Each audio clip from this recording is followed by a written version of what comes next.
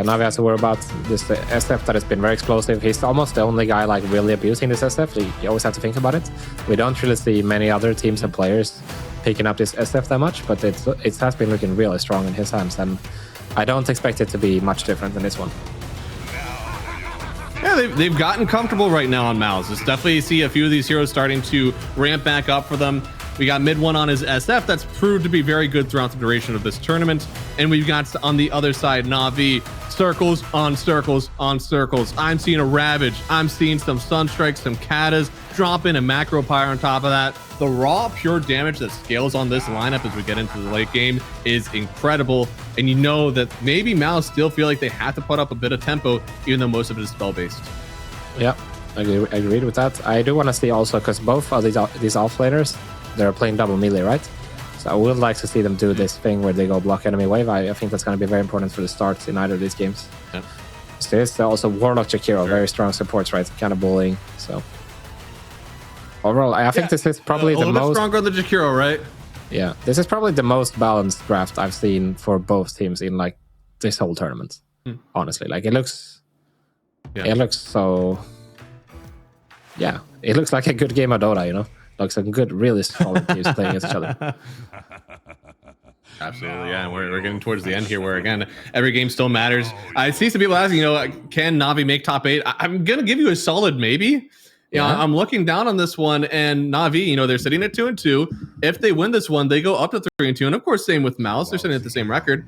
If they go up to 3-2, I mean, you're sitting with some already 6 and below.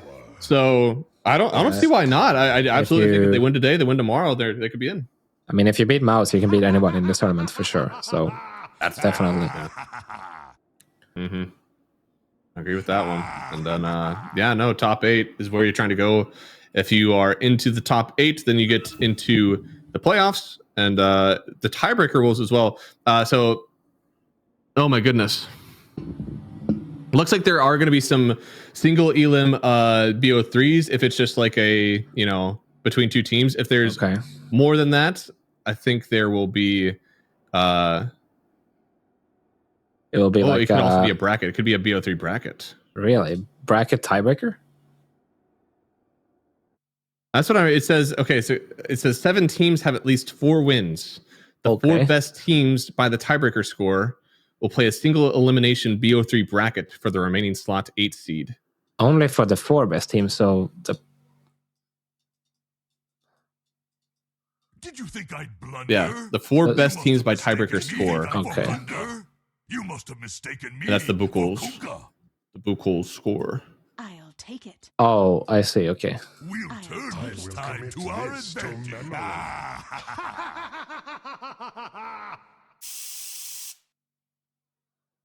Single bracket best of 3 for remaining slot and 8th seed. Okay.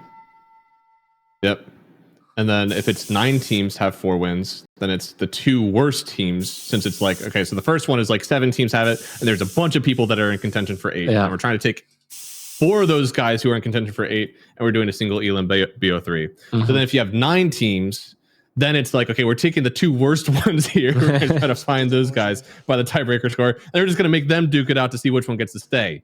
And 10 teams is a little bit of a weird one. So it's the 3 worst teams will play a single BO3 bracket for the remaining slot, which is weird because like 3 teams in a BO3 bracket.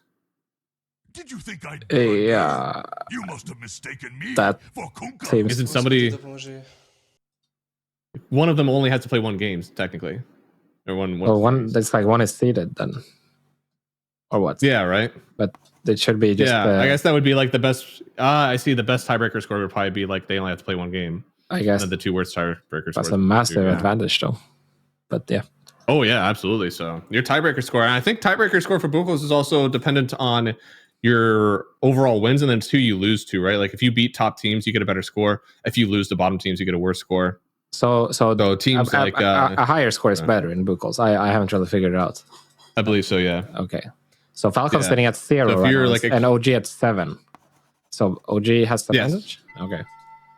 Yeah, OG technically has the tiebreaker score advantage if they were at the same, score, which they aren't. So, but OG does have the advantage versus VP.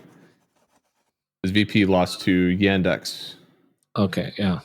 And then OG lost to the top ones, yeah. So I think, yeah. I mean, maybe somebody will correct me on that one, but I'm pretty sure it is highest tiebreaker. Is good. Mm-hmm. Is good. It's good. And what mine? The Navi, they unfortunately have a tiebreaker of 0, which is crazy because they wait. Maybe I am wrong because they lost to Spirit, but Spirit is their 5th seed right now, and then they lost to Parry, who is 4th seed right now. So I feel like they should be in a good spot. They should be doing good in terms of the score, right? Like they won the games they expected to win, and they lost the ones that are expected to lose. Yeah. Now I'm confused. Same.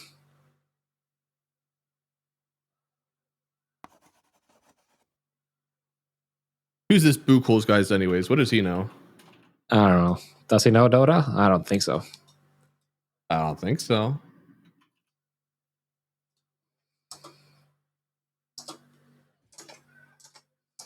Oh, it was developed specifically for Swiss. I see. All right. Okay. But is it what, like you said, it weighs the seeding of the opponent against the results? It I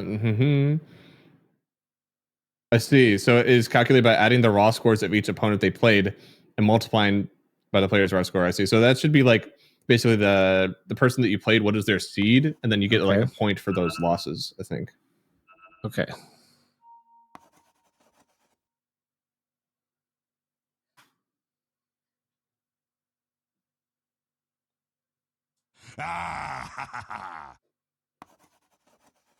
Oh, good. Already I posted Dota2. Can somebody explain how Buchholz score works? I don't get it. Me too, brother. Me too.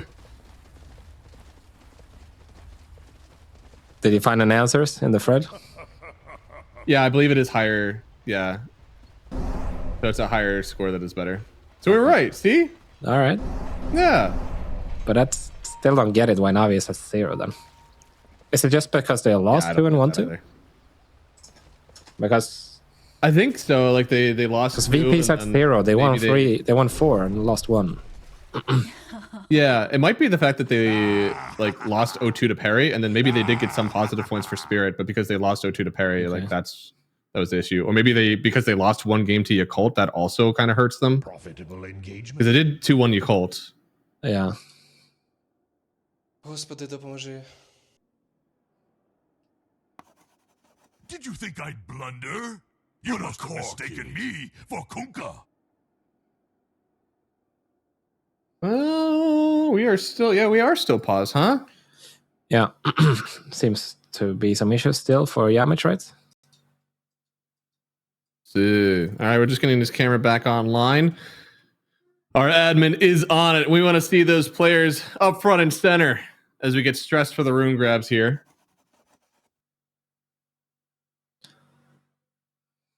I can't wait. See, I'm still reading the chat because I know that somebody's going to be very upset with me for not knowing how this score works. So I'm just going to see what they say, and then I'll repeat that as if I knew it.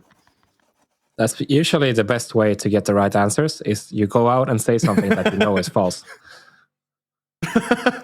That's true. Do you want to go over how I know, how they made Swiss stage again? You want to go over that one? Oh, yeah. Well, I can't even remember it. But yeah, why not? We have time. They took a bunch of they just buy a pack of Swiss cheese. Oh right, yeah, I remember you told me now. It's you put that. Yeah, right. It's like a quality test for the Swiss cheese with the holes in it. Exactly. Yeah. So if you put 3 of them on top of each other, you can still see 3. Like that's good. If you put 3 on top of each other, you can't see 3. That's bad. So that's why it's Swiss stage. Yeah, but 3 is good. Makes sense. Mm-hmm. But this is in this case, you have to be able to put 4 on top of each other. 6 even. You're doing 6 rounds. Oh my goodness, yeah. Oh my goodness. You think Falcons are going to be able to stack 6 slices of Swiss cheese on top of each other and still see through? I hope we get that content piece at least. So, if you can find 6 pieces of Swiss cheese to layer on top of each other. Yeah.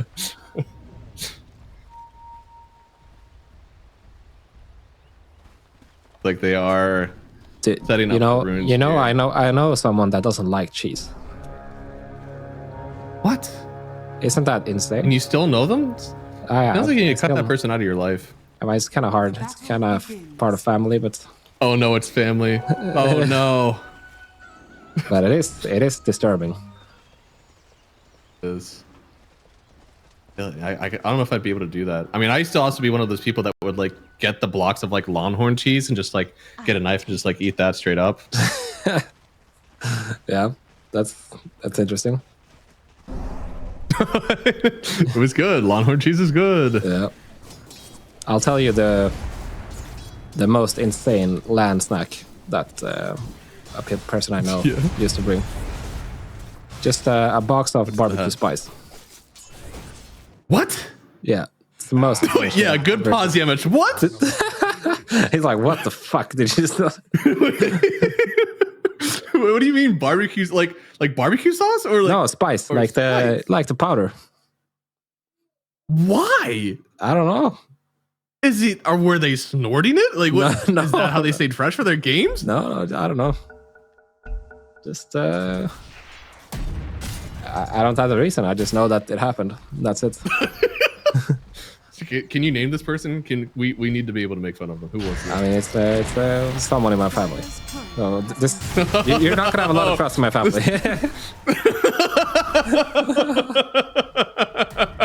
There's some interesting things going on there. Or they're at least not the same person, right? No, they're not. They're not. Okay. They're different side of the family. Yeah. Not sure if that's better or worse. It was a nice play there. I saw Yemich after the reconnect there. He's getting the shard block on Gotcha Juice Courier. So he's sitting with still no Tango, so he'll have to rely on Riddies too to give out. But I think Boom, honestly, has been really pressured here. Might not be taking a lot of damage right now on the TA anyways.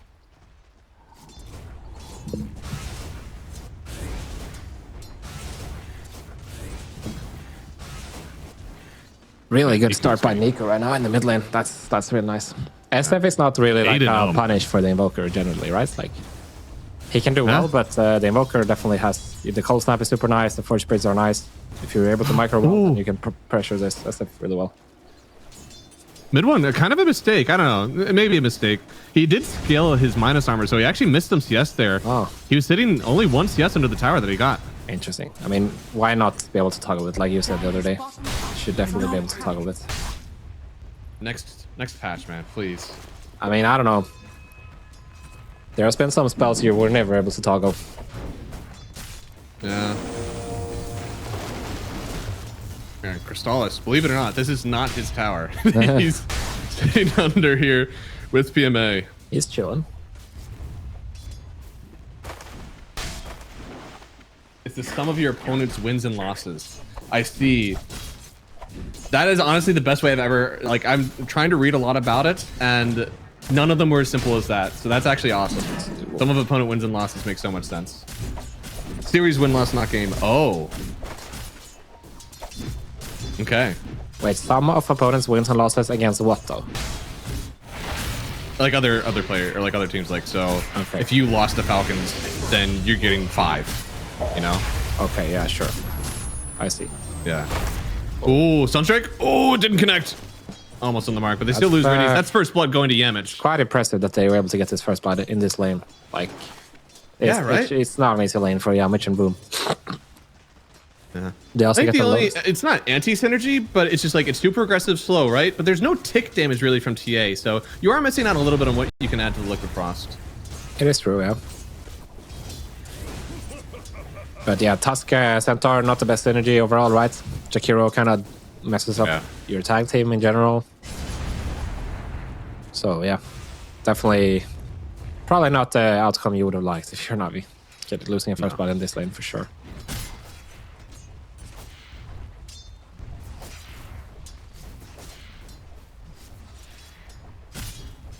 Right now, got the juice. He's still farming pretty well on his own, and this is going to be one of the heroes that we're going to rely on for a really early start from Navi. We haven't really talked about, like, who do we want to get this, like, laning stage victory? Does either team feel a lot more pressure to get the lane dub?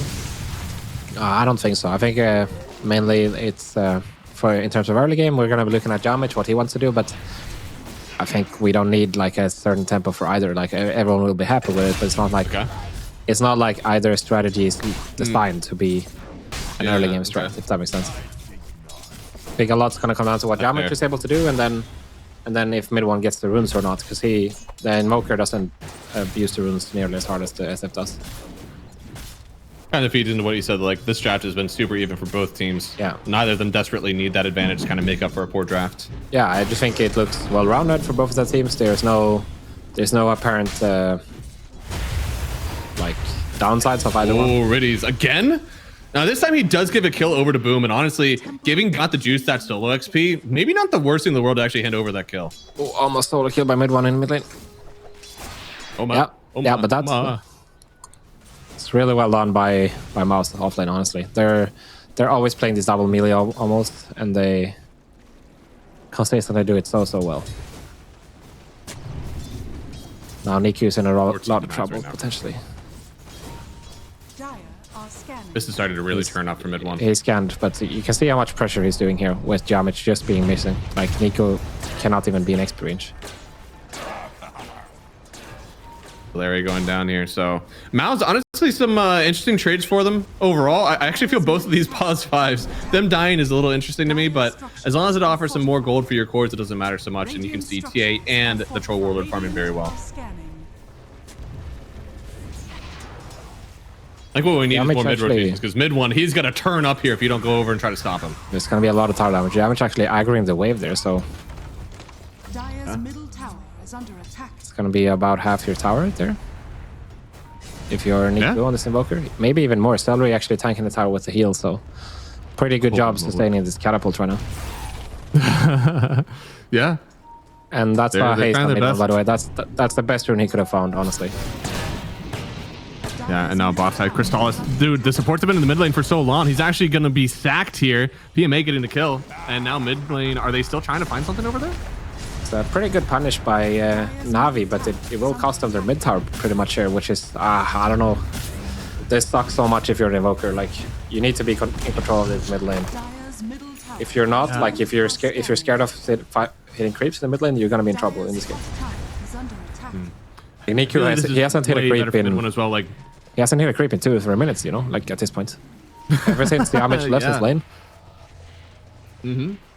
This is good though from sides. He might be able to steal this wisdom. That could be... Yeah, that's a big deal. Got to create 2 levels of cock to get through, and now PMA. Let's see Ravage, just stay alive. This haste you said on mid one. He doesn't even need to actually. No. Wow. Now this is, I just got the wisdom on the other side. And then kill Tempt and Boom. And Sunstrike, not going to connect here. Mid one, he's going to keep on chasing Zayach. I don't think he has his cogs available since he used it to try to get, the wisdom rune, but he does have it now.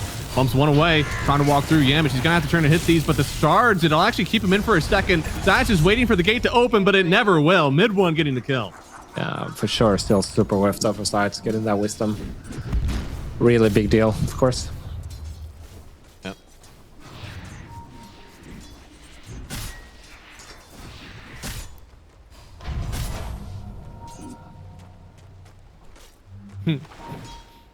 Got the juice. Did go for the Falcon Blade. This has been a pretty common build actually for the TAs. I'm surprised that none of them have tried to trim down on it since TA is such a timing hero.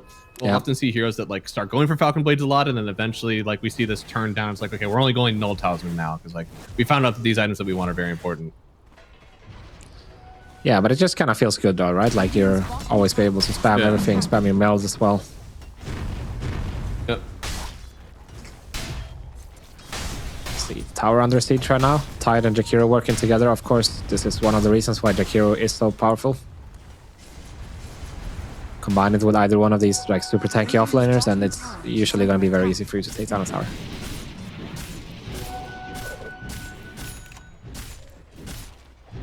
I think these moves on Crystallis have actually been pretty impactful. Yeah. Like this hero is one where we saw again on Satanic, like it wraps a lot. Whenever you get Battle Fury, this is very important for the hero to keep farming up and like get these 20-minute timing. I wonder if he'll still hit the same timing now that they've rotated on him so much early.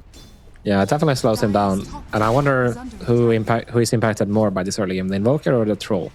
I guess the Troll will still just farm, but the Invoker will have hard time, right? But nonetheless, it has been good. I don't think fighting around the mid lane would have been the... Okay, here we go, Golem. Uh-oh. That's Golem dropped here. They missed trying to turn on them. Missed the stun, but there it is. Yeah, and now, I mean, they're just going to try to kill the golem now as their prize pony. Got the juice. Looks like he will. Very not ideal for MOUZ, honestly. Like this golem, Yeah. They probably needed to bring their Shadow Fiend for this move, but at least they forced a lot of rotations. That's true. Yeah. I mean, I'm with you. Very surprised that mid one wasn't involved because it seemed like he was always like a tempo pusher actually in previous games we saw. But he doesn't have Blink yet. He doesn't even have Kaya yet. So yeah, I think for him, he didn't really want to be there either. It was Golem used, and then you had to run away with your own Stampede. I mean, neither of those feel good. Yeah.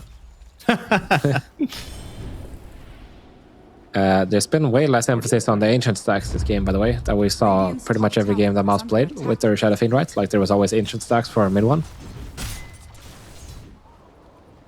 Now they're gonna make him 2-man. There's a lot of his gold too. Like, yeah.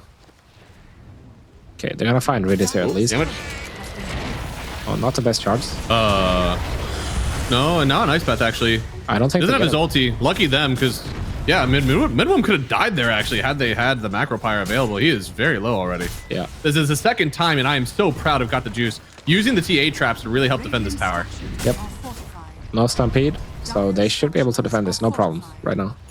And this is so nice for Nico. He's able to recover so well right now. Mm-hmm. It does take a lot of gold away from Got the Juice, but he's already in such a good position that he doesn't really mind. He's dragging 3, sometimes even 4 heroes up here.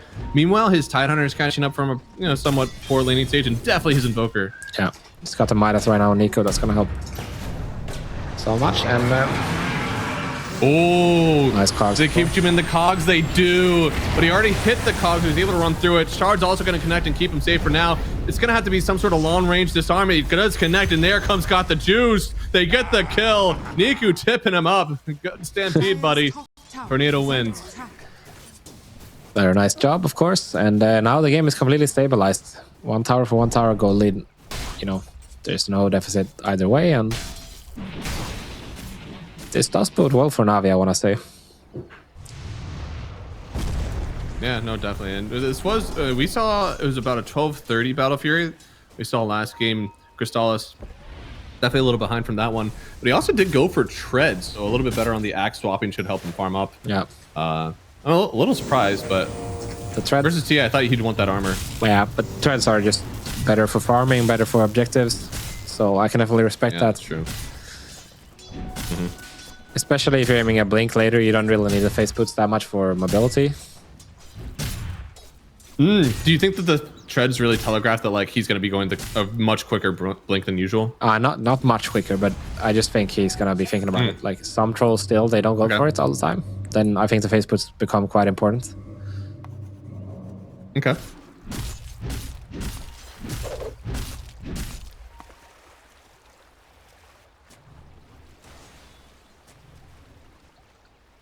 Nice so far. Pretty even game.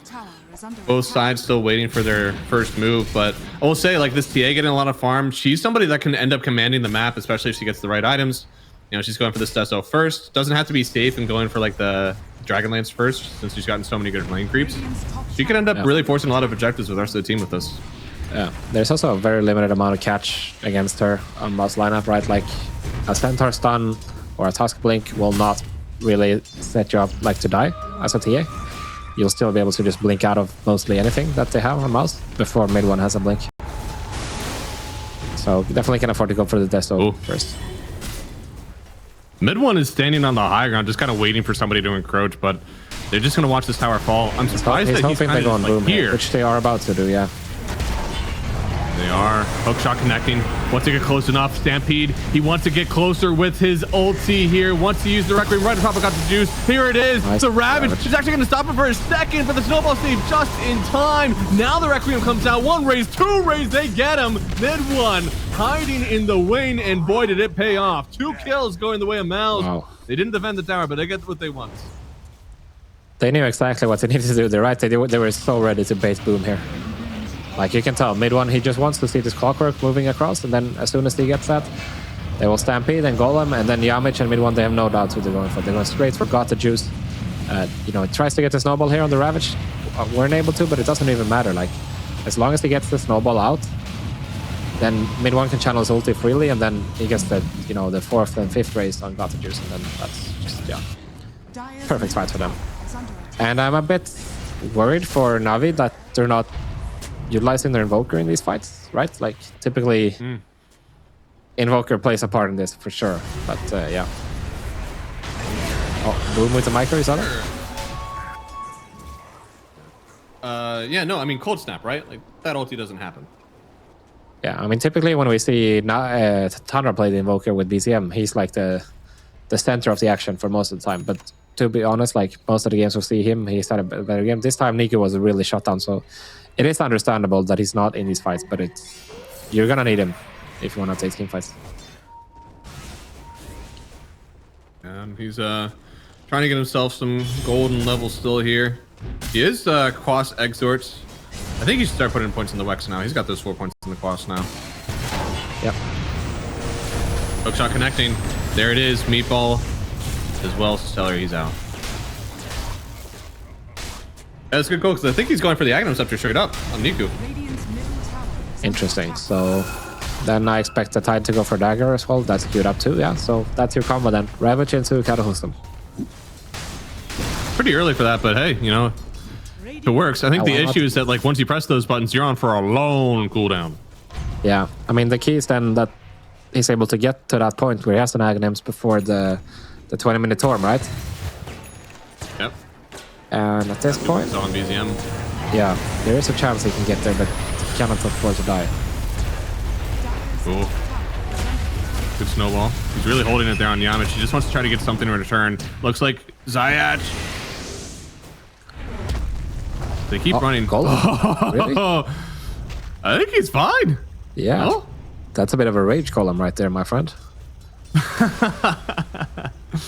Yeah.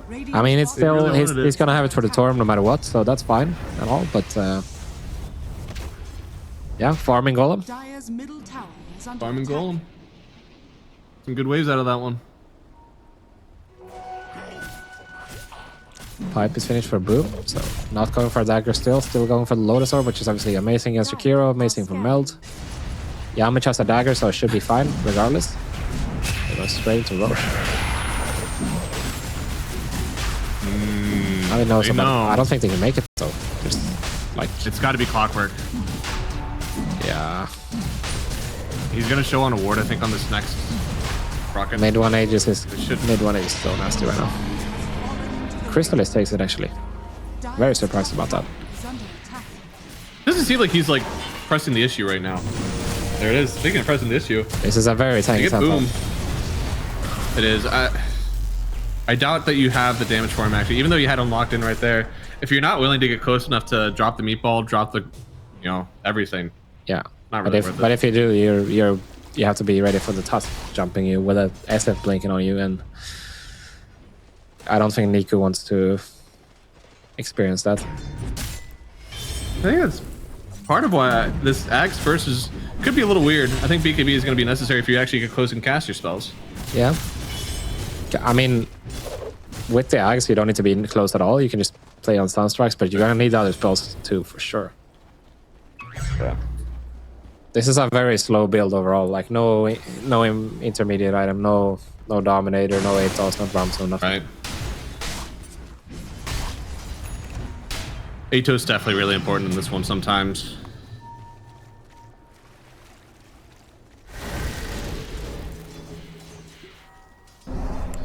Yeah, they're gonna do their smoke now with Yamich and... They're right on top of a ward. Yeah. Yeah. I mean, taking the gank honestly already is not bad. Gives your team a chance to get out.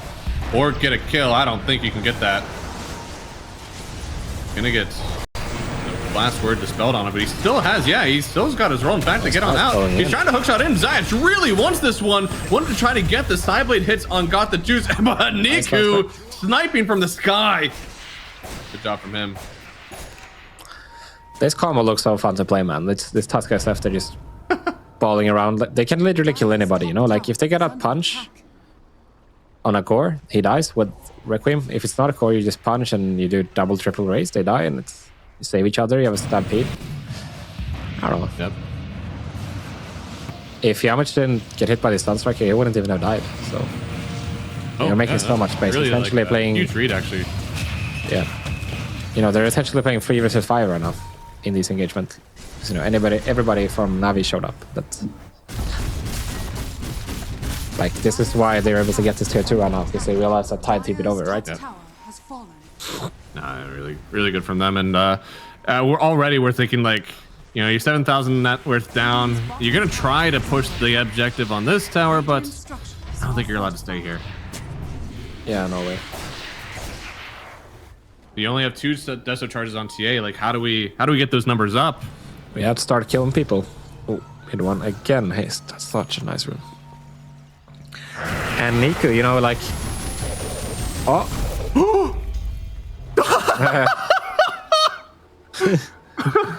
It's actually so hard to time that. I mean, you actually can't do it, really, like. I mean, they get it. It's very cool. Now, though, it's a big fight. Where's the Cataclysm? I saw the Ravage, but I know that there might not be a Cataclysm available now. So mid one, feeling pretty happy to just go in there and take that fight, knowing there's no follow-up damage there from Navi. Now the map has to feel impossible for Navi, right? Like, you have no fear at all of anything. Like, no Kata, no Ravage. You have Aegis, you have Haste, and BKB on mid one. It's time to, you know, it's time to up the gear a bit if you're MOUZ. You see here instantly with the blink in there from Yamich. It's like a very strange Ravage, right? Yeah, I think that was more for his own safety than it was for anybody else. Yeah, I guess. Kind of looked like he wanted to fight, but I don't know. Yeah, unless he had a Daedalus on the way. I don't think they were taking that one. Even if he did, I'm not sure.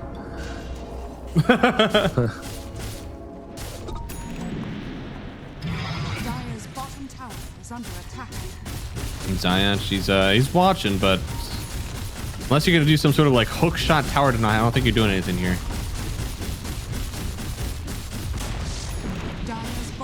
Are they gonna force the high ground here? I don't think so. Just tier 2 to tier 2. Like, this is what I love about MOUZ. It's everything is so directed. Like, they know what steps 1, 2, 3, 4, 5, and 6 are always. Like, when they're ahead, they know exactly how to play the map. Right now, they want to force Navi back and then probably go for tier 2 mid. Oh, this is a good setup, actually. Yeah, Meatball in the midst of everything. They're probably going to drop the rock with their Cataclysm. It's not going to actually commit on most people here. Midball trying to get away from this one. He doesn't have it. The Aegis was already reclaimed, and well, that's a nice kill for Navi. Gonna keep on chasing. Leashed up and dead in the water, dead in the triangle. It's gonna be the Centaur. He falls as well. Got the juice. We're giving him some Deso stacks. BMA now down. Stellarate. Give him the charge. No, I don't think he actually got it. That's gonna be a nice 3-man kill. A huge trade for Navi. Made one wave to Brave there. Like, he was not able to get his BKB off for most of that Invoker run of spells. We will see it here. I mean, this was beautiful. It's a really nice combo. The Aegis stuff. Really nice combo with the tornado into the hook shot with the meatball. Yep. Yeah. Just as I was praising MOUZ, they do this though. I mean, a bit of a comeback for Navi. I mean, quite a big comeback, honestly. Yeah, this is exactly what they needed. A good amount of gold, and we see why their lineup has some strength to it. It's this, you know, through BKB damage, right? Like both the Cataclysm and then all the damage from the TA. If we allow these guys to get too big, Crystallis, again, he's going to have a lot on his shoulders. Yeah, for sure. Got the juice sitting top one network. He's about to have a Daedalus in not too long. Hurricane Pike as well, so this guy will start hitting hard. No BKB for mid one, 15 seconds. I think he just dies. No, the meatball is way too much. Yeah, PMA sniping the kill there. Power of Invoker. Yeah, and the Invoker still wants to stay. Gonna get the Tornado just to buy some time, but Crystallis is able to get that kill. There we go. Now the Ravage on the other side, plus the Cataclysm. Nuke him on down, baby. Crystallis, he's in a weird position. Still under the ward, still seeing the rest of his team go down. Maybe he wants to lock in on this Tidehunter, but I think if he tries to fight this one, it may be very tanky Tide for now. What the hell? He activates the Kraken. This is through all this guys. Holy moly! BMA, man, what an absolute monster. What a chat just tanking the Chrysalis. I mean, to be fair, like, even if Chrysalis gets that kill, it wasn't gonna work. But it's a really nice job by Navi, you know, using that momentum that they got, and they're realizing that there's no BKB on mid one, they can just go for it. And then obviously the Ravage comes back up online. Then, yeah, now they're in complete driver's seat mode in this game. Seems like battling priorities from both mid one and Crystallis. Like he didn't want to go high ground with his Aegis, but I mean he didn't have the items to go high grounds. Mid one still wanted to make it happen. I think at that point it's more of like, it's got to be a discussion with your team. Do we keep on doing this, or do we just back out, maybe take more of the map? Because this is what happens, right? This is such a weird fight. Both teams feel pressured to do something, and it's not good for MOUZ. No, this is really bad for MOUZ. Like they were doing everything right up until this point, but now they kind of just chaining mistakes together, and it's yeah, this Invoker TA Clockwork combo will start to be really frightening, you know, right? Like there's gonna be traps everywhere, right? You gotta have so much burst potential. They're gonna be able to do what MOUZ has been doing to them for most of this game with mid one and Yamich. Yeah, given the Uno reverse, man, how does it feel? Yeah. So there will be a fairly quick Roche spawn, right? Guaranteed in 140. So that's gonna be a very important fight for both of these teams, of course.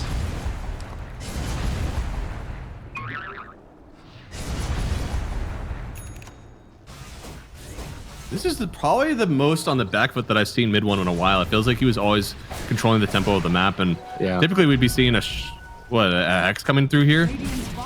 Yep. Oh, yeah, that's probably Hex. Diagonams will help a lot. It means that he can go in and like not really get bursted by the TA through his BKB. You know, even if he gets the Requiem off, like he'll just be able to heal back up. And that's gonna be super nice for him.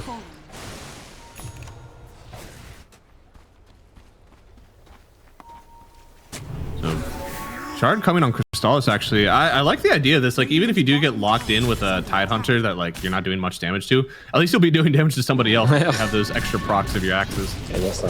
He has to look for other heroes than the Tide 2 ulti on, though. Like, ideally you do it on a TA, but also the Invoker is fine. But it's gonna be tough, right? Like, these heroes have high mobility. You don't have a blink. Yeah. You don't have the blink, and can you even fit it like a Silver's Edge in this line, in this build for Crystallis? I don't think he can. So you kind of have to rely on somebody else in order to break. Yeah. I think you're probably not killing Tide in this game, if I'm gonna be honest. Like, you don't have the means to do it. No, I mean, like, in a team fight setting, you're not gonna go and kill the Tide first. Yeah, no, I get that. You don't have, like, your Viper or Leshrac or whatever, like... Sounds like it needs to be the Conda on Warlock, you know? We've called for this a few times. Nobody's done it yet, and we have yet to see somebody lose after they buy Conda on Warlock. That is true.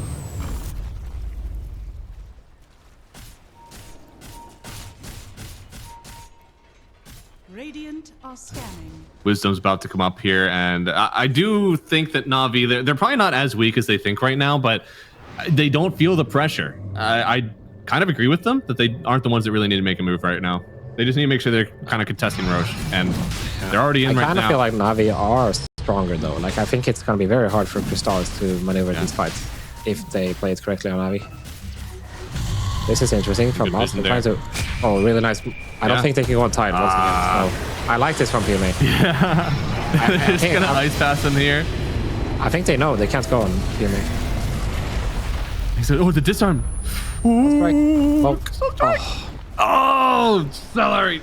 I don't know if that was intentional, but they did need to kind of just like stack on top of Yamich and make sure that like the Sunstrike was sharing the damage. Yeah. Oh, Zayach. The BKB popped already. Crystallis. Yeah, and that's pretty early. I mean, that enough might just be no Roche, but here it comes, the Requiem. Maybe this is where they can kill PMA here. He's locked on the other side, far away from his team, but the jump in through from Got the Juice. Almost getting the kill there, but he has to back off now to buy back from Riddies and Yamich. They want to reset, and it seems like the reset should favor Navi. They still have Ravage, and there's no BKBs for the course on MOUZ board, so there should be definitely... Crystallis. They really want Crystallis. Nice Stampeder, but I don't know if you can contest this anymore if you're MOUZ. You don't have cooldowns. Right? It's literally just your troll till that's Stampede. Yeah. Surely you're not able to do this. But they really want to. They're still pressing up for it. I don't know, can you though? Like, Boom has a blink, you can try something with triple race, but that's it. Like, yeah, you see, mid one is already moving down bottom. He doesn't want to do this. Okay, yeah. Looks like they're just gonna do some like kind of cute stuff, but I think the cuteness will get you. Ah! He looks pretty upset in the player cam. I mean,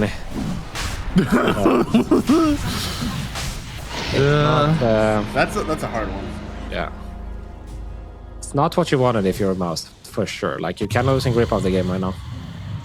Because I do think some it parts... once again feels like there's a lot of competing priorities. Like, they're not all on the same page.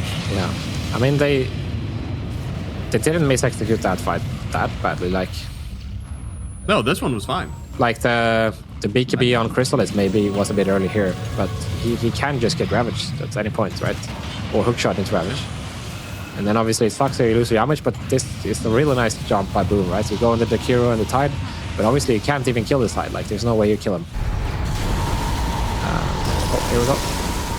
Ravage. Oh, there it is. The Aghanim Scepter on mid one. They're going to kill Solari first, but PMA, he's still fine for now. In fact, they're maybe looking to re-engage. Yeah, I think so. The Crystallis has to be careful here. Ooh. Might be forced to use his BKB. Yeah. Hookshot! Oh, but the hookshot! Ooh! Popping the ulti now. Zai's got to get close enough to use the cogs, but stay far enough away that he doesn't die. Wasn't able to do either, but here it comes. PMA again, getting the kill on Crystallis. I mean, this is a huge advantage. And now, wait, TA. They killed him. Wait, how did Ridis solo kill mid one? What? I think Ridis solo killed mid one. No, okay, it was both of them. It was looks like he got burned by the Cataclysm. He also took a lot of physical damage. It's somehow the tick damage from the Jakiro actually was the one that killed it, the frost damage. Yeah. But Sayat's doing so much in this engagement. You're gonna see it here, like he's gonna fly outside the map here and, you know, not panicking with his hook shots at all. And, you know, Crystallis believing he saves his Clockwork is for sure out, right? And then he tries to put his BKB TP, but yeah. Perfect. See, Niku instantly drags all of his units away. It's him, all the Force Spirits. Like, you can hit this hookshot, buddy. Yep.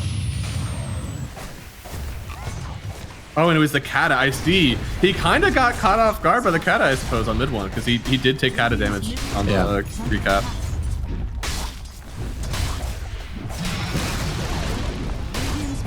It is 3 minutes of TA. I think we get melee at least. Maybe even the range. I think he should have gone for the range first. I think there's a chance that you actually fort this as MOUZ. No, okay, they didn't try to fort it.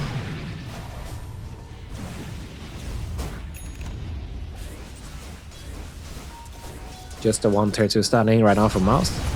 And obviously now, once you've taken tier 2 bottom and mid, you can take the outpost and close out the map. They are possibly going to kill the Voker here. No, he's turning around. Holy moly, the Sunstrike Kata. I mean, maybe Yamich actually is in danger. Oh my god! Maybe in danger. He's got it. Maybe in danger. Yeah, I don't know what you do right now if you're MOUZ, honestly. Like, you need a way to find proper team fights, but you can't kill this Tide, so it's always going to be a problem. Like, PMA knows this. He's playing right in their face every single time, right? The way to fight has to be coming from you need to get a jump onto Niku or Gotha Juice, and that's going to be hard when this Tide is in front. Yeah, it should be good with levels on for Warlord. Again, like Battle Trance Strong Dispels is always going to be good. I feel can be cast. Yeah, so can still be cast while stunned. Should be good for you because that way you don't have to worry as much about like this, you know, Kata after the Ravage from PMA. At that point, like, you trade it, right? You trade using your ulti for not dying in Sunstrike Kata. Yeah, but still, then, like, you're most likely gonna be locking onto the Tide, and that's not what you want. So it's like a bit of a pickle. I think this Invoker is gonna make so many issues for this role right now.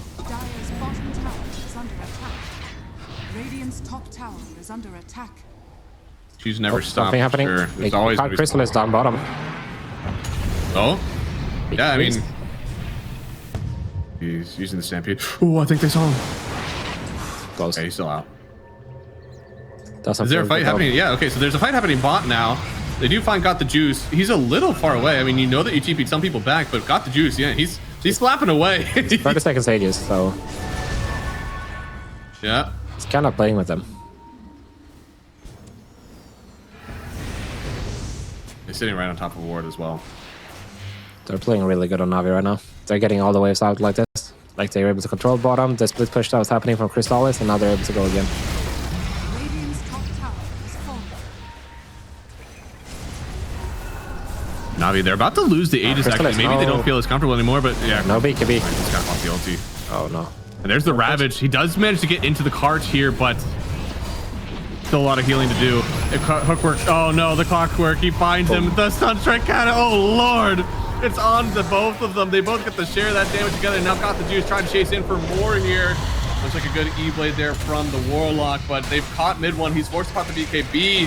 He's got no ulti available. Got the Juice is chasing him down here. One more hit, they get him. Got the Juice will find that one. There's only the Tusk left, and they're running right at the tier 4. Yeah, I don't know what you do if you MOUZ now. Even if you buy back, you don't have your Requiem, you don't have your ulti on Troll, and it might just be game, honestly. Like, you're gonna have to buy back right now on MOUZ. If you want to have a chance. You have to. Yeah, you have to. I don't know, can he even get past the cogs? There's Crystallis on it. They call it. They just call it. Yeah, no, there's not even a way to get honestly, past the cogs, so. honestly, beautiful game from Navi. Like, that was the best game I've seen from them in a long time. Like, this was masterclass game. Outside of early game, that was sometimes like Shiva, etc. So I mean, what they're able to do here because it's kind of same story. Like his lane will be really nice into the Tusk Tide, at least for the for a long time. But it's kind of awkward for Warlock to play that lane with a Quap.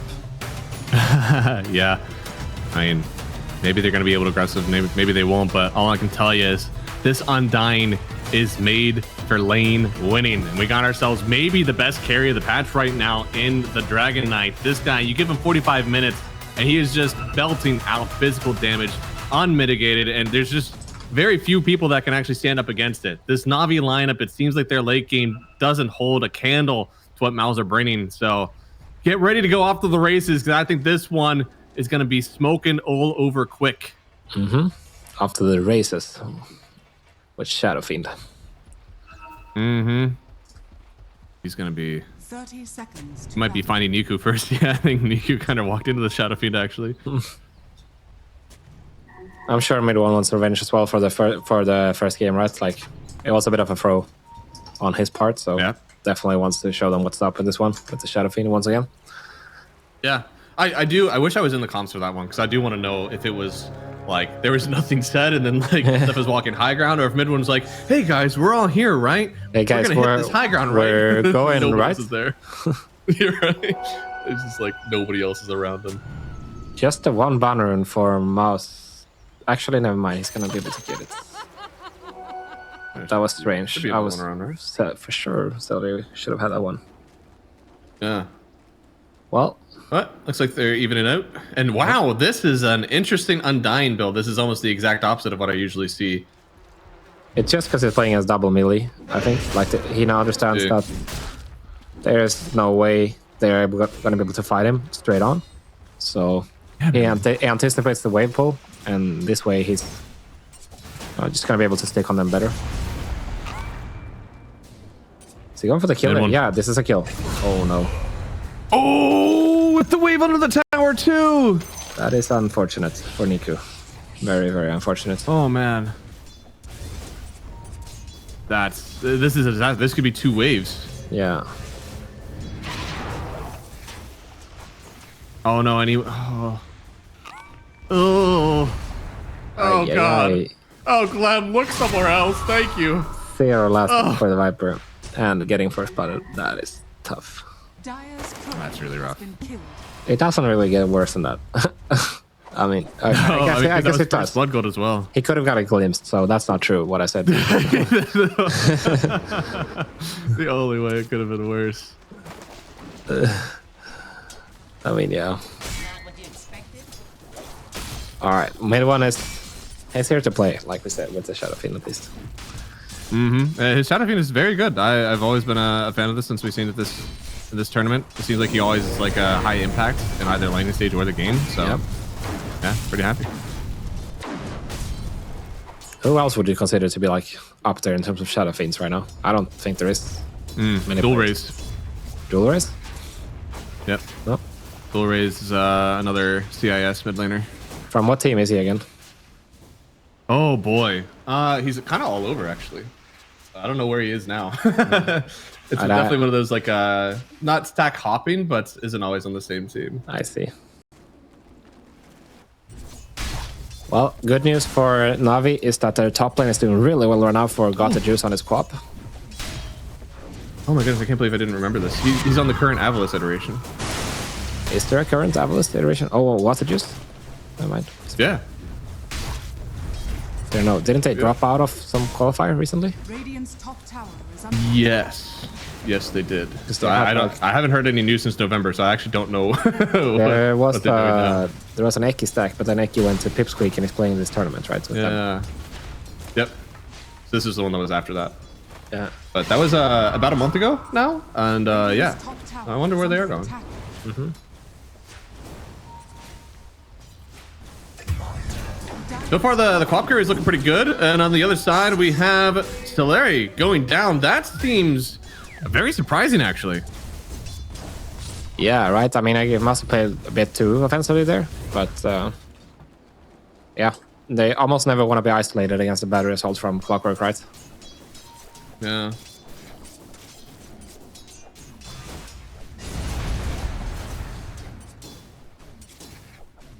Sometimes you are able to kind of like all in the Undying, but usually actually that's with the Tusk. There's overwhelming physical damage to help out. I actually didn't think that the Underlord and Clockwork had it in them.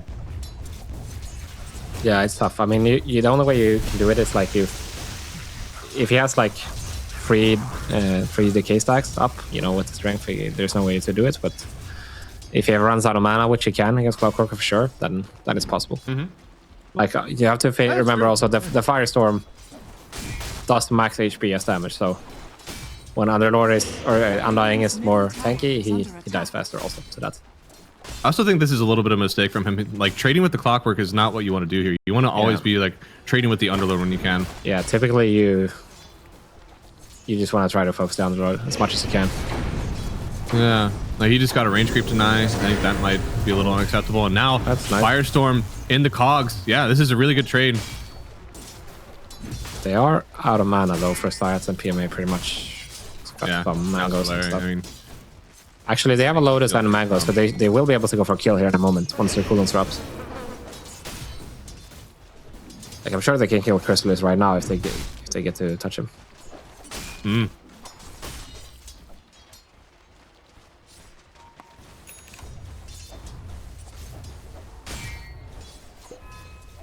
Less than a 1,000 net worth lead so far, so like kind of even. But you can see in the CS, man, this Viper, eventually things are going to turn. Yeah, interesting rotation from Reed this year, minutes 5. He's able to get a D ward as well on the outpost.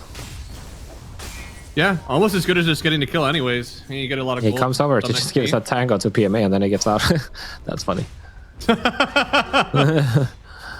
Amazing. My support doesn't have a tango. Can you come over here? Yeah. Yeah, sure, why not?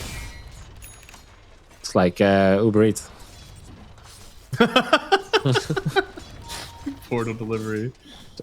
This has gone a lot better. Like I honestly thought that this Undying was gonna own, but instead I actually kind of been lacking. They're going into the mid lane again. I've seen this before. Your supports are focused on the mid lane and you leave Crystallis alone. They have the Underlord damage. He's trying to turn on this one, but the Firestorm, Radius is actually the one to pick up the kill.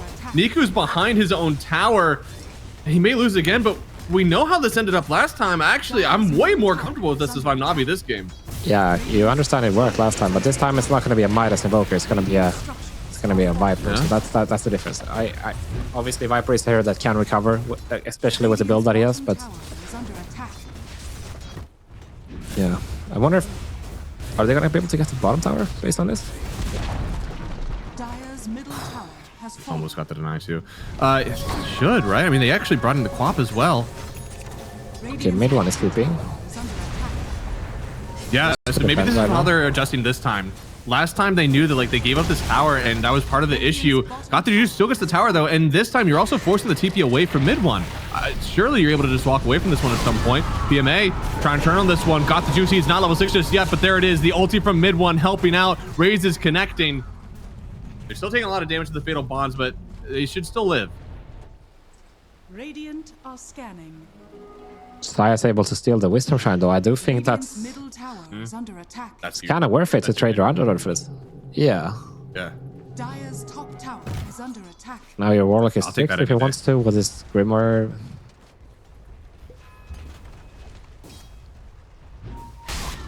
I mean, yeah, they have a net worth lead, but the XP matters a lot, especially as we get towards these level 6s on. Very important on Clockwork and Warlock, right? Like, that's Yeah, game-changing. especially the Clockwork. Like, Warlock typically always gets it, but right now they're looking to kill Groom. Yep. Can't do this against Viper, my friend. Should have the stun. Yeah. Oh. Dip him out. Yeah. Size with the kill. That's the wrong path, my I friend. saw You that. cannot get that close to the Viper. Yeah. I mean, we're slowly but surely solving this Niku game. It's been really hard for him, but Yeah. stuff like that will get him back in it. Yeah, he's gonna get ahead of Boom now for sure after this kill, and Boom having to walk back to base, so Radiant's middle tower is under attack. he's gonna be chilling. Oh, no. I mean, the big winner is mid one, of course, in all of this, but Niku will be fine. Radiant's top tower is under attack. That's your tower also, Got by the the way. juice feeling pretty good right now. Because the wave stacks there love when this build. Boom drags the wave, and then he dies, right? Like then Top tower is under there will be a double or triple wave like it is right Mm. now, and that's your tower. Yeah, and now, Zayat actually found Solari. They do have the ulti available here from the Quap. I don't even need it because he's got 3 points in the Scream of Pain. I love this build from Got the Juice. I think you don't always have the opportunity to do this, but because you're playing into the Side Hunter, your dagger stacks mean nothing. Yeah, they do nothing. I think this makes sense as well. I also like the Tread Spin to Falcon Blade. It makes a ton of sense. You're not gonna have a bottle right in the side lane, so. He's also able to sustain himself with Warlock all the time, right? That's super nice. Yeah. So both mana and HP uptime. Patch. Did find Solari. I think if they bring the Can't Quap press over, it should be a kill Tombstone. Sonic Wave. Yeah, he's trying to too, but won't get it. No, Zayat will give his life for this one, but honestly, it's worth the trade. Oh, he has a 3 kill spree. Ooh. Yeah, it's Maybe not really not as worth, but but still a little worth. it's mental damage worth, but True. not gold I think worth. to take those hard camp stacks away from mid one was really good, but he still gets these ancients. Yeah.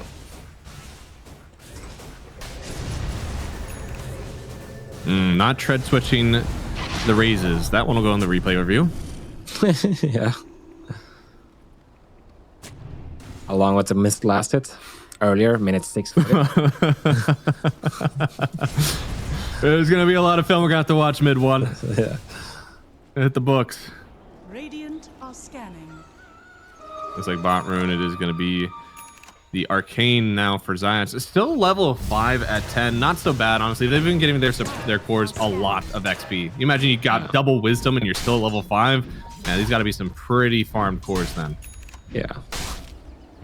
That's a nice way of saying you're under-leveled. I'm just kidding. My I'm just cores kidding. are No. over-leveled. Yeah. But they haven't been focusing so much on stacks. There's been a lot of movement in this game, obviously, and they've taken 2 tier 1s as a result, so can't be too unhappy with the state of the game. Even if you're not 6 yet on size, he just gets it, but He's you know, he's been able to do a lot, especially stealing that wisdom, you know, what's the big thing. Oh, just all is. Oh boy. Yeah, he's dead here. He wants to try to get the stun just to do something, but won't get it. That's Viper. He's got her like a really early bongo boots, actually. Yeah. That hook shot connecting. Looks like they will get the kill here. Haven't seen a tomb yet, actually, from Solari. He is very low leveled, and now Clockwork, he's going to be the one caught out on this one. They drop the rock. Yamage going to try to get himself sectioned off. He will, but mid one, the damage is too much. Gritties will get the kill with the fatal bonds. This is so nice for Navi. Like, they're doing everything right now. They're controlling top wave, they're getting kills bottom, and they're using their cooldowns, so I don't know. It's looking really nice once again, I have to say.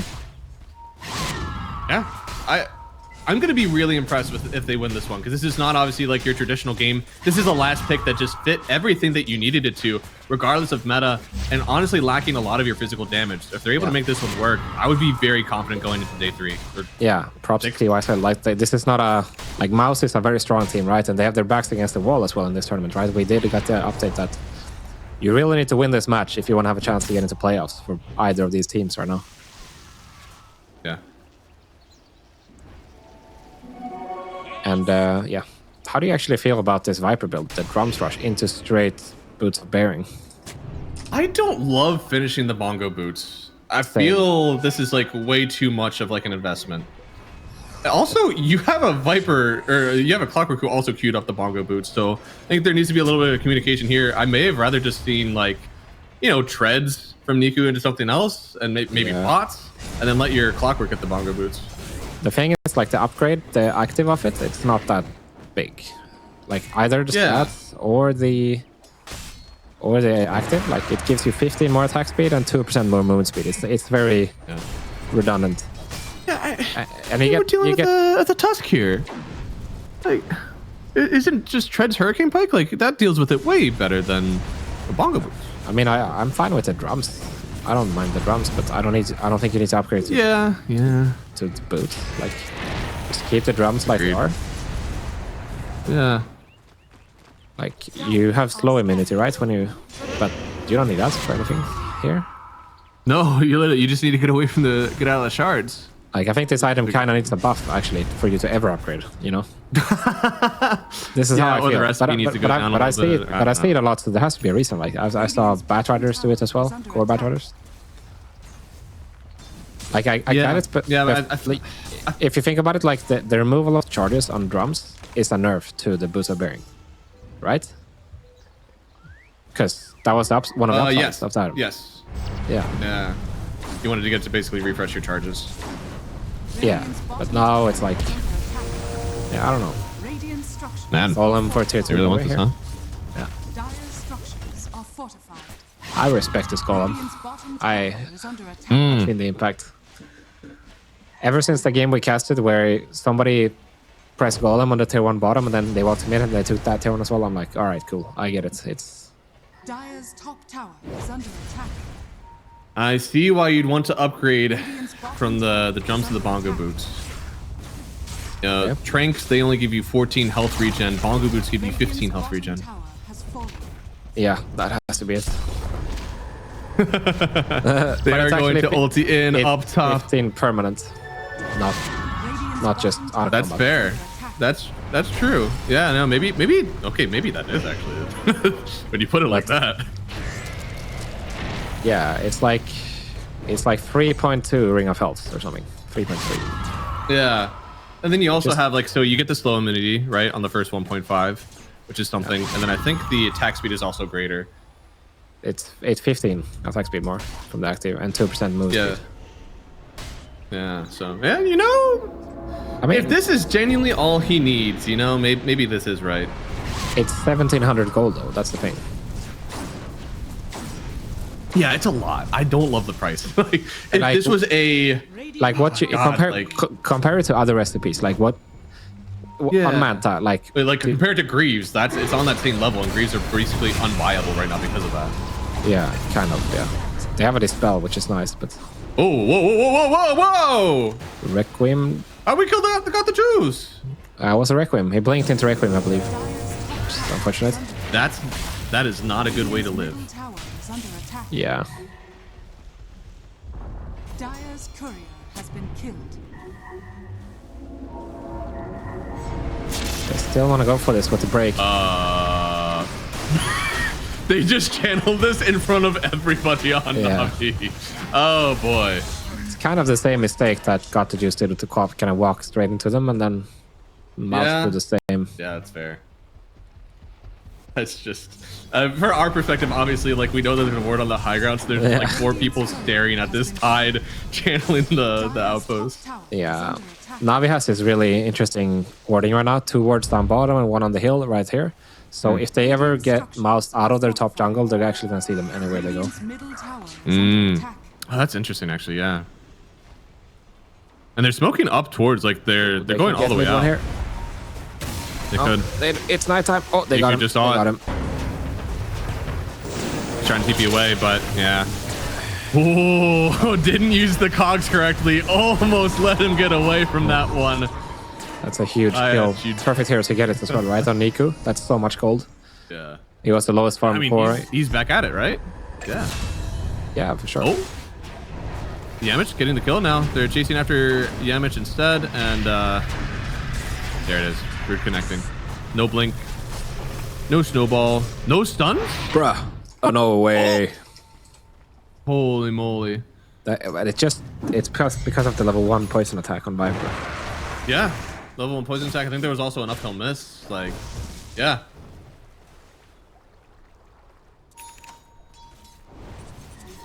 He's losing a lot of mana here. This is kind of the consequence of going the Bongu Boots instead of Treads, and maybe a Force Staff, since it does offer a lot more intelligence. If it was mana regen instead of health regen on the Bongu Boots, I'm down. Yes. Yep. Yeah, that's what we're missing. I mean, 15 would be way too much, but if it was a good number, like 4 or something. It's by half, right? Is that usually so if it's 15 health regen, it would be 7 mana regen? I think or is that still too much? 7 is still way too much. Okay. Like, if you compare... Okay, yeah, the Tiara If you compare Ring of Health to Voidstone, which is the items for Perseverance, it's 4.5 health, and it's 1.75 mana. See. So it's a fourth, a quarter. Actually.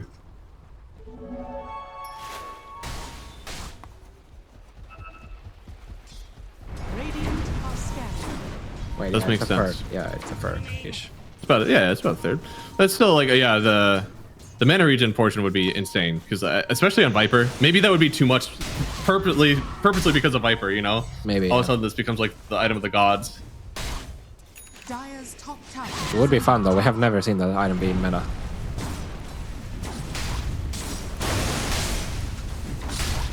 Like, can you think of one item that has been outside the meta more than this item? No, definitely not. Radiant's middle tower. I'll give a soft maybe to Eternal Shroud, but no, that was a thing. I think even that one was really close. It was a thing for a long time. It was especially a thing because of the Dusa. Ah.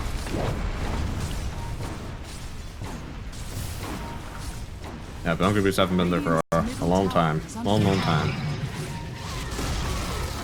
Radiant's middle tower has fallen.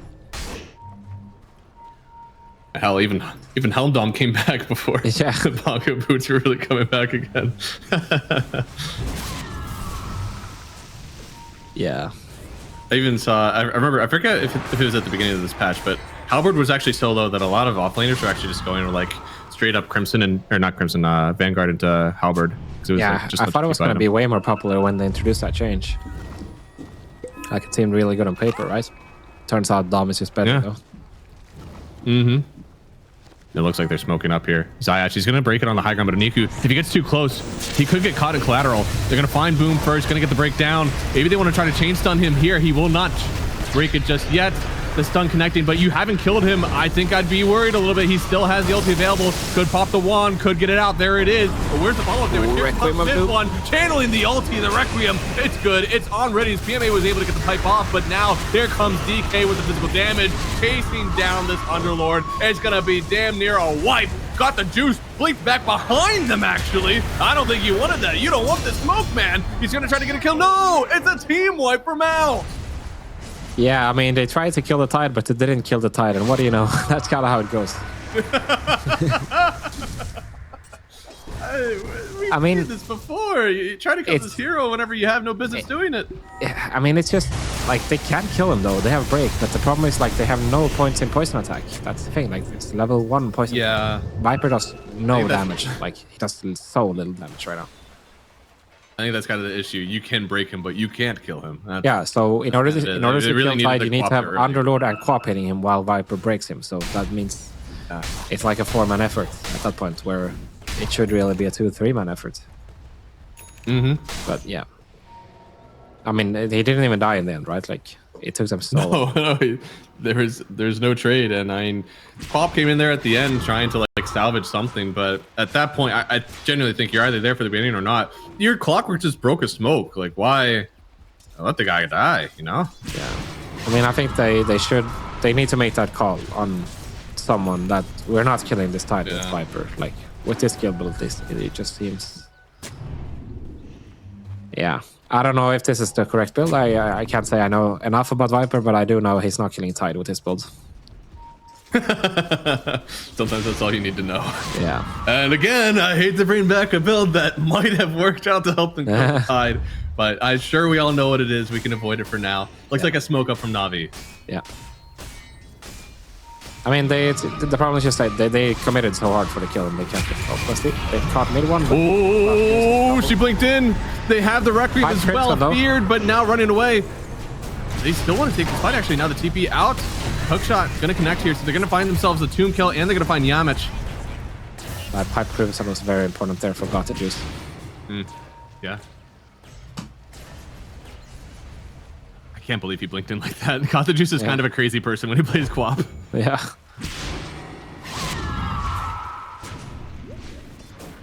He's got the Agnes up there as well, so this is very much like a mid Quap who happened to get just a little bit less farm and XP. This Roshan is very slow also, by the way. But yeah, they need Clockwork to do this kind of. It's on level 3 battery though. But yeah. Dire's top tower is under Doesn't seem like MOUZ have an idea just yet, or they are grouping up for a smoke. Like, I mean, there's absolutely a world where they've been at this for half a minute right now. Right? I think a good Roshan is 30 seconds, especially at this stage of the game. It should get a little bit faster as time moves on, but this has been almost a minute, so a little bit slow, but they end up getting it. Gonna fight. Now they jump through. Damage. Yeah, they still want it, and they're gonna find the Warlock. He's down first. Nice ulti out from the Quap, but Quap, you're gonna need a lot more than that. They've already lost Science as well. Crystallis, though, he was broken, heading onto the high ground with the BKB. It's gonna be the first life, already down on the Aegis with TP away. No, it's gonna be the Warlock, dropping the rock on top of Crystallis. He's trying to turn the fight again, trying to get the toggles, but it's not enough. With the buyback of Riddy's very important. They get the kill here. They may not keep Aegis, but they do keep map pressure. Yeah, it was very important buyback for Ridis, ensuring that last finish on the Dragonite, keeping out. And that was a huge ravage, but actually mid one, he didn't have Requiem ready. Like, if you paid attention, he had like a few seconds cooldowns remaining. He was just able to cast it towards the end there. If that was a Requiem on top, I'm sure like this fight looks entirely different from MOUZ. They might just kill 2 free heroes instantly. Yep. No, I don't totally agree. There's we've seen this a few times actually. Weirdly enough that it's happening with the Tidehunter, but we've seen some really cool ravages that haven't necessarily had the backup that it really required. And despite the fact that we've had refresh ravages that keep people in line for 6-7 seconds, but still not enough. Yeah, it do be like that sometimes. Yeah, it kind of boils down to communication. Yeah. I mean, you can tell that Yamich and mid one, they're always on the same page, but this time Boom and mid one, they were not. Which is, I'm sure they're a great team. They'll figure it out for the next fight. Got a lot to figure out here. Only a 1,000 net worth lead, so definitely still a close game. Last time this happened, MOUZ, they kind of took the worst high ground in the world and then gave it all over to NAVI. But I think NAVI this time will be the ones to decide if they take the worst high ground in the world. Yeah. Also, Aghanim's finished on Syats on his Clockwork. That's going to be interesting. Going to give a lot of vision and cancel a lot of Blink Daggers, which is probably the more important thing.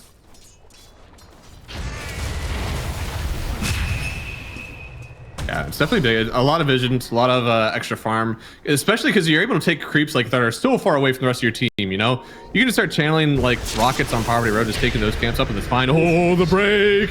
He's still channeling. Yeah, no, Roots do not stop that. And now they're on the other side here, channeling right on top of the Clockwork, getting the Requiem, and mid one still in danger. They're trying to TP away. Do not drag him into that snowball. Maybe needed to get this done a little bit sooner, but instead Yamich, he'll also fall here. A less than 1,000 net worth lead is MOUZ. They slowly lose this advantage they had. It looked like he could have saved him potentially with getting the stun off there, right? Yeah, I think so. I mean, there's a chance. It's a very hard call to make, but... Yeah. I was scared that he was just going to drag him into the snowball. At that point, he would be gone. Yeah. Well, very heads up, at least from Navi, with Syats being ready on the gate there and everyone getting after mid one and Yamich. Yep. Yeah, he gives his life for it, but certainly worth it.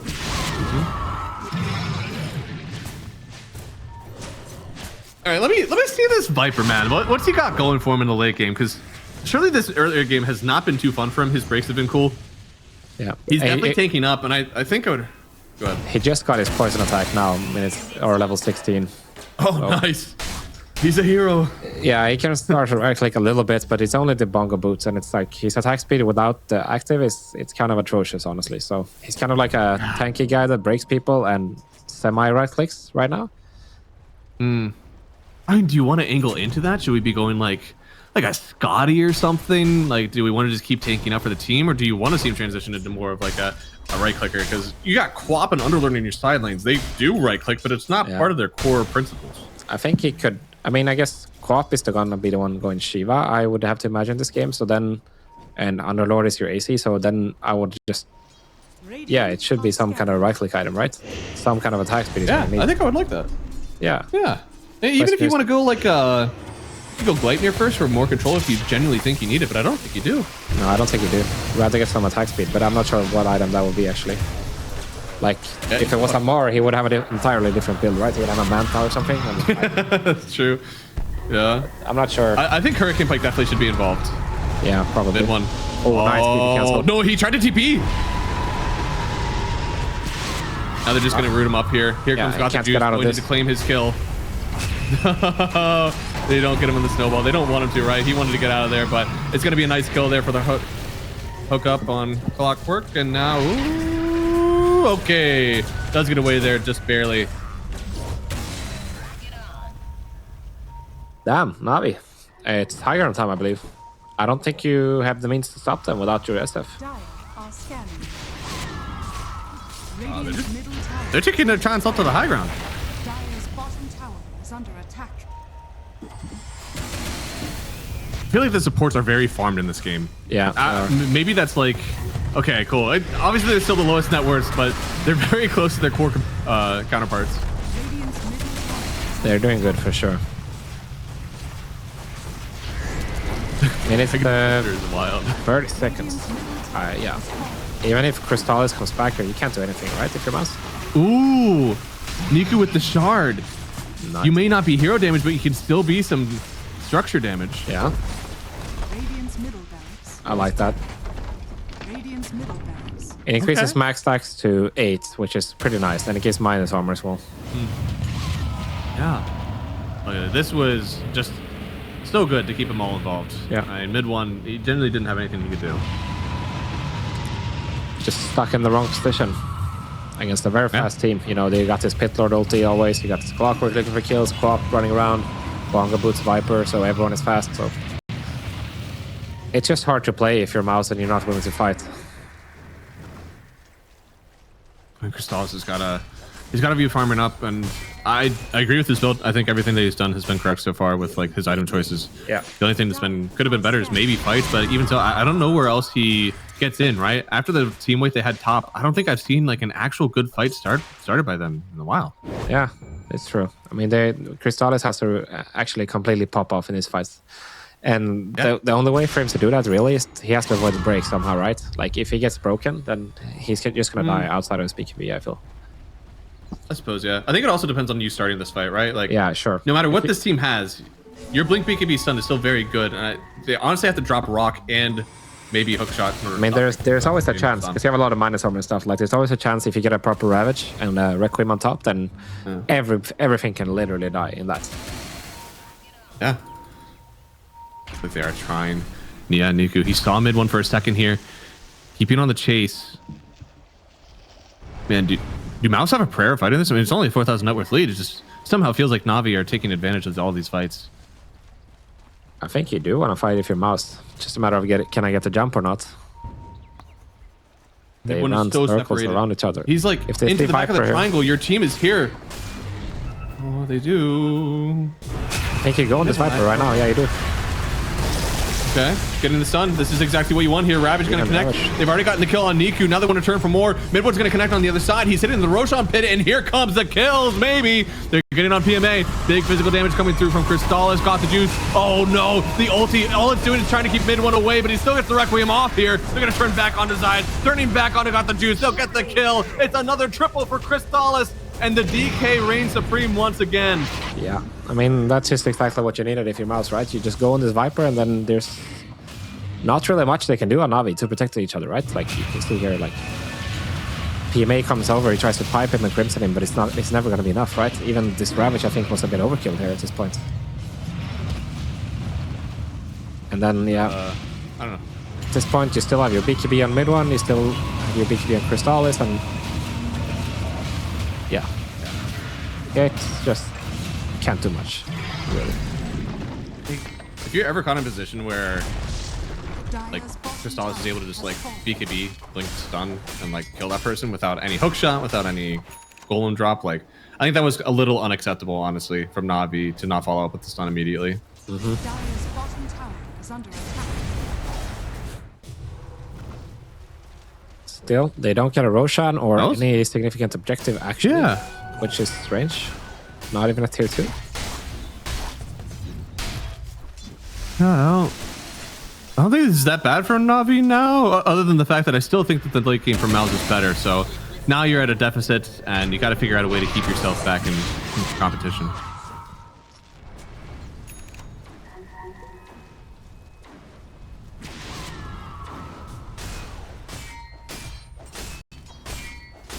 They do have BKB and got the juice and Niku, so the matter is just can we get them off or not? Radiant are scared. Yeah.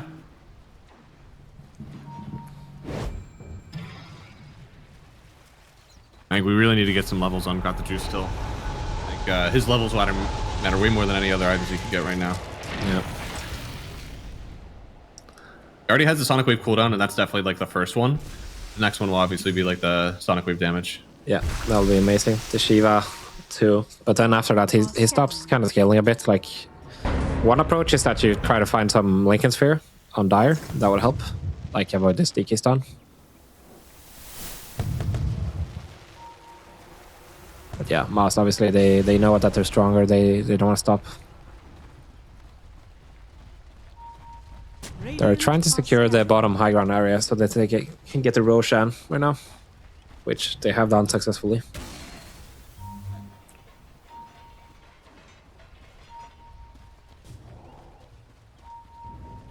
Whoops. Science. A bit of problem? Nope. Almost found him. Look at this. That'll be nice pick up there. Oh, that's always good. I like the Warlock Shard. Yeah. There is a huge wave hitting. Dude, you have to know that Radiant, they're somewhere. They're literally creeps hitting tier 4s. They got to go to the roof now. And there it is. Clockwork finds out. They also get the roar. There's a tombstone in here, but that may not stop you. All that stop is some of the hook shot. Got the juice. He could go in here. He jumps in. He gets the Aegis steal. He rips it away from MOUZ, and now all that Crystallis can do is try to sit and hit. But even if you manage to kill this Clop once, it's not going to be enough. He'll talk to BKB, able to get the kill now on the Viper. They're losing heroes on the other side here as NAVI, but got the juice. He still has the Aegis to his name. Somebody help this guy. He already gave you an Aegis. Give this guy a chance. Crystallis is still able to set himself in the river, beating ass, and look at this on the Quap again. Mid one helping out. Maybe they had the Aegis, but there it is. Finally got the juice. We'll get the kill. Now he's able to get this tied as well. It's a double for him. They steal away both the lives and the Aegis of MOUZ, and they have to retreat back into the base. Honestly, what a boss dude on this Quap. Got the juice. He just Sonic Waves at the perfect time and goes in, takes the Aegis, and he's just sitting in the middle of everything and tanking them all for the whole time. Like, look at this man, it's so brave. Yeah. I love the combo, right? Like sending the ulti in first and blinking basically into it with your own scream. I mean, I can't believe he stays alive here. Also, the buyback on Niku was super crucial here. It's gonna come in just as Pop is about to respawn on his Aegis, then Niku comes in and slows them all down, and yeah, just steals. Oh yeah. There was like no attack speed on Crystallis anymore. Exactly, yeah. If not, then they might have been able to kill Gata Juice in the DK stun there, because mid one was right there hitting him too. As you can tell, the fights are not that straightforward for Navi. There needs to be some clutch factor in each one of these.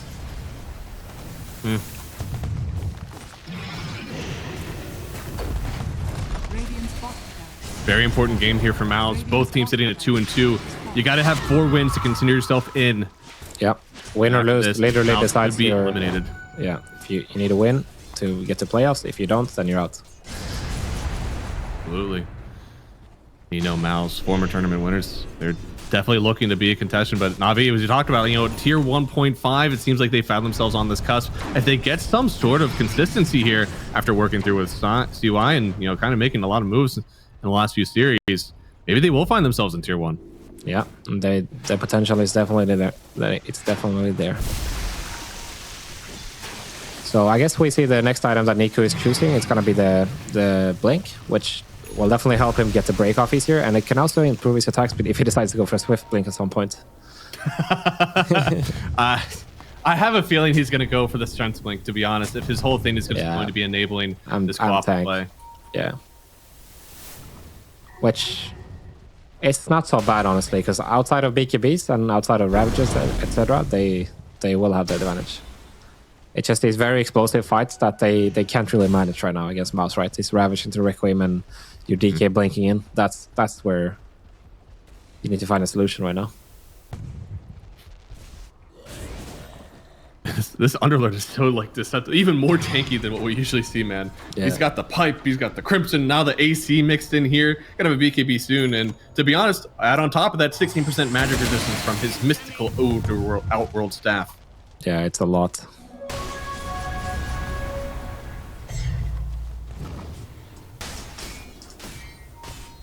Refresher now mid 1-2, so a lot of fair coming out in this next fight and a lot of damage, of course.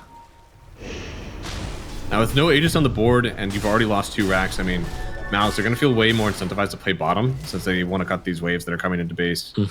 Navi have the option to maybe force some sort of fight for top racks, but I think that's going to remind me a lot of the push that we had from MOUZ on last game, whereas like it's a little ill-advised. May just want to wait for the next Roshan. Yeah, I don't think you're not necessarily feeling stronger if you're Navi right now. Like you, obviously you took the last fight and the racks, but that was based on some buybacks and some really clutch play with that AG snatch.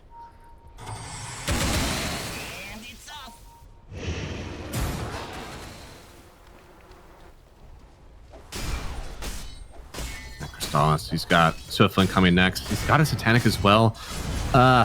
You know, I almost wish that was a refresher. I feel like he's not able to fight as soon as he doesn't have BKB. It's very critical for him. Yeah, it's kind of true, actually. I think, yeah. I mean, the Satanic is nice too, right? Obviously, it adds a dispel for him, which is nice. Yeah. I guess I just want this to be like Swift Link and then remove your boots for a refresher. Yeah, and like I'd agree with that. Yeah, that sounds really good.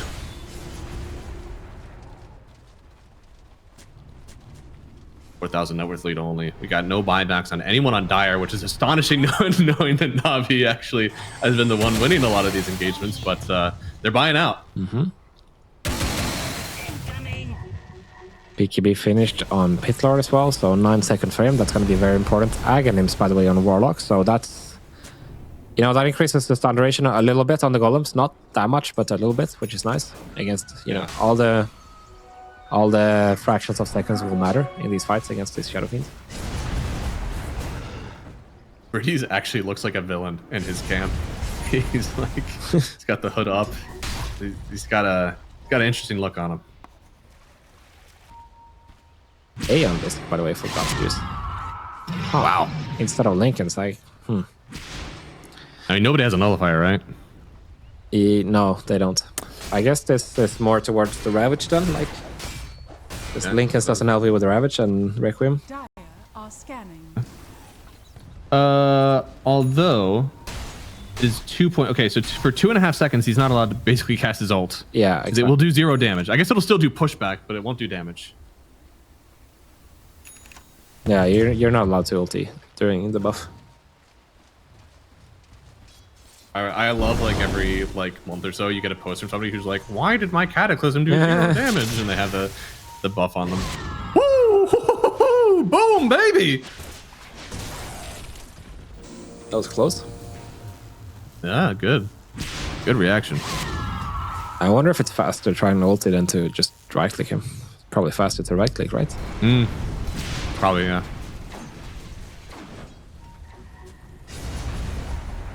You don't have those bongo boots for nothing. You got the attack speed. Yeah. Is that Stellar in trouble? A lot of creeps in the base right now. Yep. Oh, they call him for him. Oh my goodness, yes. He does have his... Yeah, he's going to spawn again. bit of an aggressive golem, I have to admit. Like, Roshan can be spawning soon, right? It can, and honestly, like this net worth lead, it is stated 4K, and 4K at this point in the game is nothing. We're perfectly fine with that. So Yeah. I don't know. Navi, man, I don't think they're in like the most winning position right now, despite them also having 2 racks to their name. 'Cause especially we have Hex on Shadow Fiend already completed, so he's still like super burst. He's got the refresher as well. DK is on the Swift Blink. I really want to see a refresher, but I'll settle for buyback. Is under attack. In 15 seconds, we'll know when the Roshan spawn is, pretty much, right? So that will be super important for either of these teams.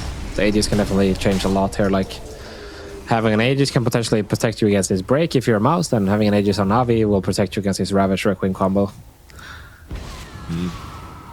Radiant are scanning. Oh, pretty quick spawn. Should favor Navi, to be honest. Oh, but Yeah, the Hex in. Aeon is- Unless they get this kill. There it is. Aeon popped. BKB as well. Now he's getting the ulti out. Crystal's taking a good amount of damage, but he's still able to back out. Forced the BKB from Yamich and got the juice, but nothing more. Actually, the Dragon Form was popped as well, but That thing's always up. yeah, kinda.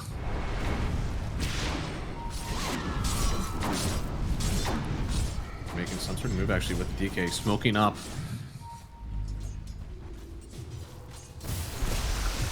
Oh, Niku. Yeah, they just saw him. Crystallis. Oh, he tried to get the stun, but he was just on the other side of the river. He's got an Aeon Disc, by the way, on Viper too. Oh my god. So that's the way of dealing with this, which I guess works, but at some point somebody has to pick up a Nullify, right? Right? Yeah, Boom has it queued up right now. He changed his mind. He's not going Shiva anymore. Yeah. I think it has to be him. I don't think DK can. Obviously, I don't think the mid one can. It would be funny if Tusk did, but I think ultimately it should be up to Boom. It's a bit expensive for a Tusk. You know what I'm saying? He's gonna need a buyback too. I like his Ags way more, because I think you're about to have a high ground stand. Yeah, that's true. This time, no Aegis steal, and looks like this will be going actually to Niku. Interesting. I guess because he's the tower pressure? It's also, yeah, that, and he... never mind, his buyback's back up already. So yeah, you just for the tower pressure then, yeah. Okay. I mean, Got the Juice is essentially playing this like mid-quap now. Yeah, he also probably doesn't want to drop any of his items on Got the Juice. Yeah. Oh man, Crystallis is actually going to go for a nullifier. Viper is so much of a priority now in these fights. If he is alive, his W is going to stop Crystallis from basically hitting it all. So you really have to make sure that he's dying here early.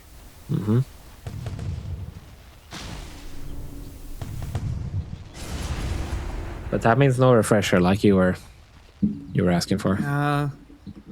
Yeah, I mean, maybe obviously there's still the pocket refresher, but that's we're looking at 60 minutes by that point. Yeah, I don't know if they're going to last that long if he's not able to fight. because I feel like I would have liked the nullifier on DK and then a refresher on Tide instead of this nullifier on Tide that he has right now. I feel like you always have to have a refresher Tide in late game. Like it just feels wrong not to have it, right? It feels wrong. No, I feel that. No, but it's like playing Enigma without refresher. It feels wrong also. Yeah. Well, the theory would be that the ulti isn't that important, right? Is that the case here? On Tide? Yeah, I think so. Like, if you have nullifiers, I then think it's kind of a big reason why Tide is a good hero. Yeah. Shadow Rays applies the attack damage. That's exactly what we are used to. Mid one, honestly, have we seen a Requiem since he got that 20 talent? I actually don't know. I don't think so, no. Because I haven't seen like the like it's very different. The more lines for Requiem is like it's insane. It feels like the whole map is just like black and red. Yeah. Radiant are scanning. I wonder now he's gonna try something with his Aegis. There's only 3 minutes remaining, so they have to move fast if they want to do something about this top lane. Well, looks like Niku is here to break. They will be walking into high ground troops on hero. Yes, and they kind of catch him. Yeah, that's a good pick if they're able to stay on him. But, oh, they popped the Eon disc. This is a good fight. Crystallis, he's pinning it out. He wants to continue to fight on these guys, and they're grouping up into a beautiful little circle. I wish I had a circle stun that could stun them. Here we go. They're going to try force the BKB on Crystallis. They are. Mid one. He stepped up with the BKB. They're going to back out. It's a lot of kiting back and forth from these guys. Niku, he's going to continue to slow on Crystallis. Yeah, they have all the vision in the world. But the blinks are getting canceled, actually. He blinks again, Niku. Smelling blood in the water, but he's going to be able to jump back out of this one. The Warlock Rock is dropping, and it drops right on top of the blinking in on Boom. They really wanted this Ravage, but instead he's going to try to get himself guided away. They continue the onslaught. Yeah, MOUZ has to defend bottom right now, but no BKB for Crystallis is a big deal here. I think Niku and the boys can keep the push going a little bit. Even though there's no Aegis, he still has the Aegis for 145. Mid one, you know he's looking for it. Punch up, punch back. No, it's just mid one with the ulti, So the much fear, but the magic resistance is so much there from Niku. He's able to turn around with it. It was a triple raise, but it didn't matter. Now, jumping all the way back as the rest of their team, they don't think they can fight in right now. They really need this Dragon Knight. Still have one Requiem for mid one without the BKB, but there is a Ravage on Boom. I think it has to be the combo, right? Like, we somehow need to make sure that your blinks aren't getting canceled, but there it is. Punch up. No kickback just yet. There it is. Ravage coming out here. Where's the extra damage? We got to get some follow-up, guys. Crystallis on the backside. He's able to blink onto the clockwork, but I don't think that's what you need. Now got the juice. They're going to lose the first life there on Viper. He's going to come back, but where is the team? We don't have Ravage. Nice, they get the hook shot here on Crystallis. He's trying to turn around again with the damage, trying to turn it around to Niku, but Niku's going to get onto the high ground. Still stuck. So much health on this Dragon Knight, but here it comes. The percentage damage. You need to help this guy. The Requiem is coming up, but it's just too late. He's got a buyback at least on Crystallis, but I do wonder, it's so rough. Like with all these rockets and all this spam coming out from God to Juice and Niku, it's hard. Mid one is going to die as well. They are going to lose him here. Now he has to build up the souls again. Yeah. Got a cheese on PMA. If you can cast it. Yeah, and oh no, it's through the shards, and then he heals all the way with the cheese. Now they've locked down this Quap. They have the Hex. They've got him. He got the juice. He's too big. It's dieback on mid one. They're gonna kill the Tide Hunter for their tournament life on the line. Navi, they want to end it now. Wow, the tips as well. Holy shit. Navi has done it. It's like, there's no way they can do this without you, Boom, and mid one. GG. Game number 2 going to Navi. They keep their tournament lives alive, and unfortunately for now,